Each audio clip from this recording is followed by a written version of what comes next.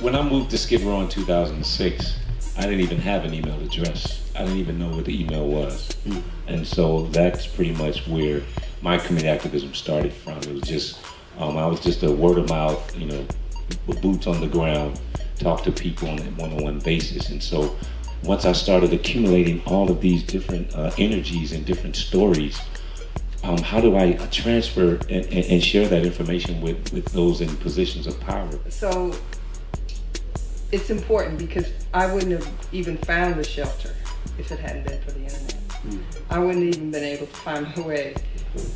I even got my ticket online to get to LA, to get to the shelter, to start, you know, to end this homeless cycle that I had fallen into. So without it, I don't think I wouldn't be here today.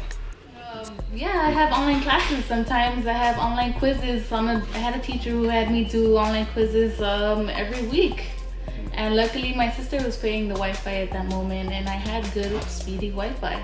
It's $60 a month. That's still a lot for my sister, who's also a college student. I am that teacher that assigns online homework, even though I know my students don't have internet access.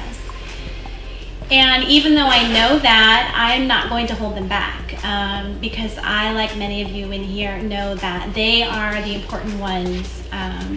They're going to be your doctors. They're going to be cures of horrible diseases. My students need to do great things. And if I don't assign online homework or online assignments, I'm just holding them back. But by creating digital toolkits, we're able to educate our communities and then have them to raise their voices and talk about the issues that are impacting them directly to decision makers using the internet. And it wouldn't be possible if they didn't have that access to be able to do that. Everyone can't afford to get to Washington, D.C., right, or to get downtown. You know, these are people who are working people, who are working jobs that don't give them, again, the flexibility or the access to be able to be on Capitol Hill, right, or at the state capitol in the middle of the day. We don't have to be dependent on corporate structures. We create our own blogs, we create our own podcasts, we create our own media, and we create our own space when no one else is providing that for us. And we live in a society where, as people of color, as Muslim and as women, that space isn't provided for us. We frankly enjoy working outside of that system because we don't want to work in a commercialized capitalist system when it comes to giving our voice. We want to work in a revolutionary kind of a way where our voice isn't monetized. So many of these fights around communications rights tend to happen in DC, far away from the communities most impacted.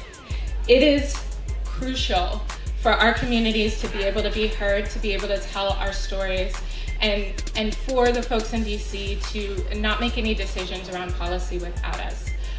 Even if you don't have a permanent address, even if your address is in one of these tents, the power of broadband, the power of connectivity, the power of an openness of this internet ecosystem allows you to have an address, an identity, a way to stay connected.